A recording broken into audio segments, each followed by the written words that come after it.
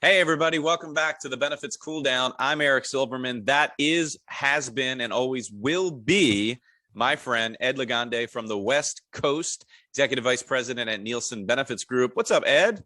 How you doing, buddy? Good to see you Man, last week. absolutely, man. I'm living the dream. Listen, I got a question for you. Uh, there's the kind of like an age-old question that employers and HR people and even advisors like ourselves ask all the time, and that is really summed up as price versus quality. Price versus quality. Is one more important than the other? And is there a world, in the benefits world at least, where they can coexist? What's your thought on that? Yeah, I think it depends on the solution, but I do believe they can coexist. I think it's human nature, though, when you're looking at a spreadsheet or you're doing your own research. I mean, I remember when I was looking at solar panels for our house, right?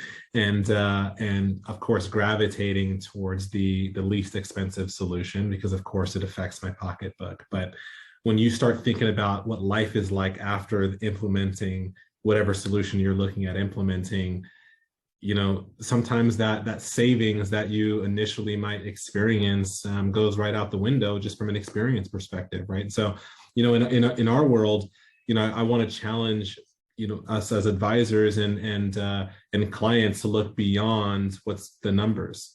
When we're looking at a medical product or a ancillary solution or even a technology vendor, right? I mean, we're talking about price versus quality from a total plan experience perspective. What is life past implementation? What does that look? What does implementation look like as well? And and does that solution really exude what you want to do from an employer perspective? Does it really achieve the goals you're trying to achieve? Maybe it does achieve your goals from a cost perspective, but think about the effects on the back end, right? It's really, just like you mentioned, it's an age-old question. It's the age-old saying of you get what you pay for, right? And a lot of times again, it's human nature to find the least expensive solution across the table. And, I'll talk about a medical plan really briefly.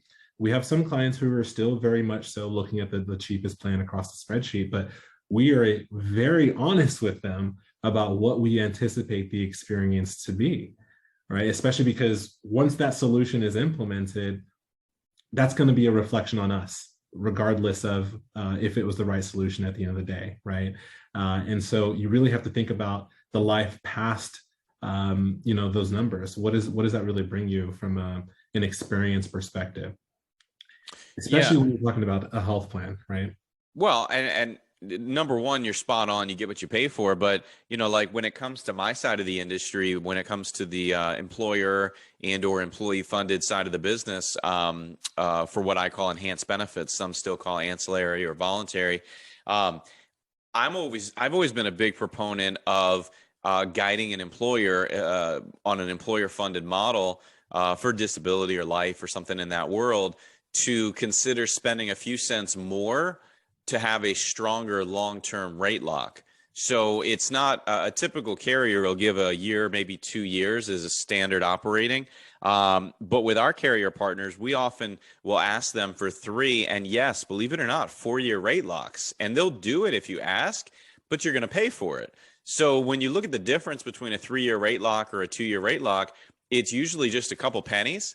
And yeah, I get it. It adds up. But I would quicker tell an employer client to lock themselves in at a slightly higher rate, but for a longer term, than just look at the bottom line. I mean, I tell them too, if they really just want the bottom line, do a 1-year rate lock. It'll be the cheapest ever, but just realize and know if you have a rough year, somebody has a disability or somebody, God forbid, passes away, your rate's going to skyrocket. Oftentimes their response is, well, but then you'll just switch carriers. And I say, well, I mean, it depends on the size of your company, but that carrier experience is going to be passed on to the next carrier. So either way, you're not going to be doing well. And that is, of course, if you're at a certain size employee count. So nonetheless, I agree with you. Price and quality can coexist. I think it's up to us as advisors to kind of steer employers in the direction that we know is best for them with respect to not just short term, but I believe truly long term best interests. Agree, disagree? You think I'm crazy?